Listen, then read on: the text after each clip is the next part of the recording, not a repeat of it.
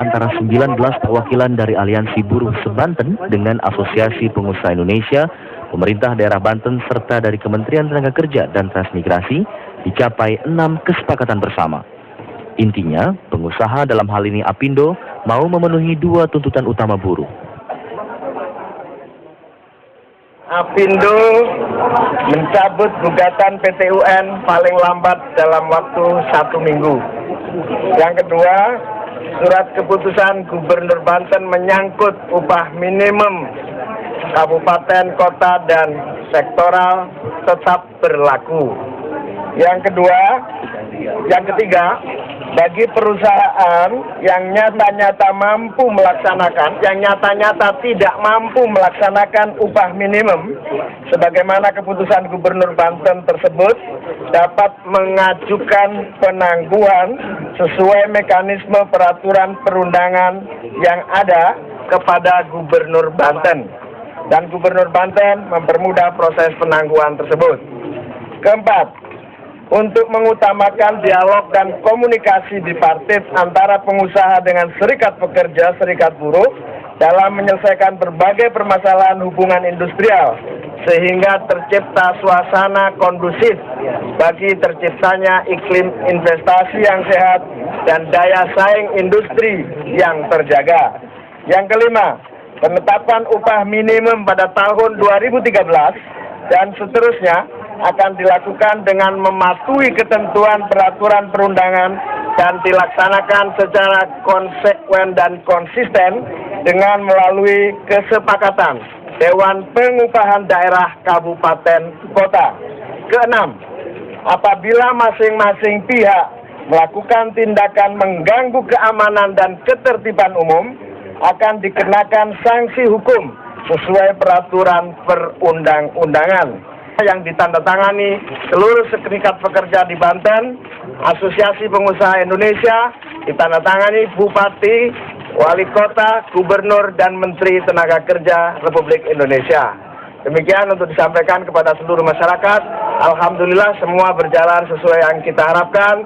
Kita berharap hubungan industrial dan suasana kondusif tetap terjaga dan kita semua bisa bekerja seperti biasa. Terima kasih.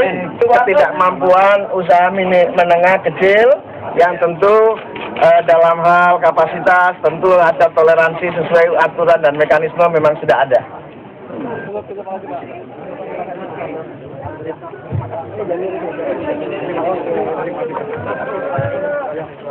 Sementara itu, para perwakilan buruh menerima kesepakatan yang telah dibuat. Namun, mereka tetap mengkritisi jika nantinya praktik di lapangan para pengusaha membandel dan tidak mematuhi kesepakatan yang telah dibuat.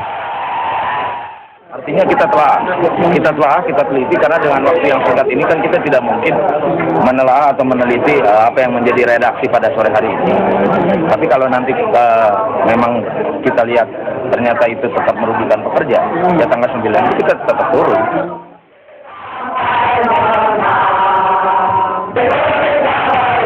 Para buruh pun akan siap kembali turun ke jalan untuk melaksanakan demo yang lebih besar jika kesepakatan yang telah dibuat tersebut diabaikan oleh para pengusaha.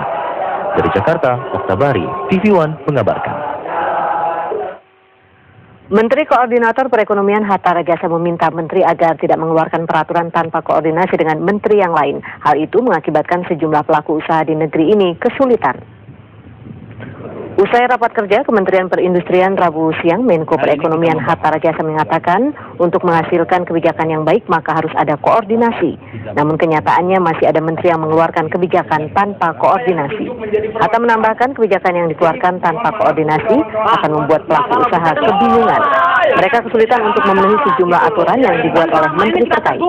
Dalam rapat tersebut Hatta juga menyatakan ada 3 hal yang membuat daya saing nasional terancam. Antara lain, beban logistik yang tinggi, ketergantungan bahan baku dan bahan penolong pada impor, serta produktivitas sumber daya manusia, termasuk masalah pengupahan.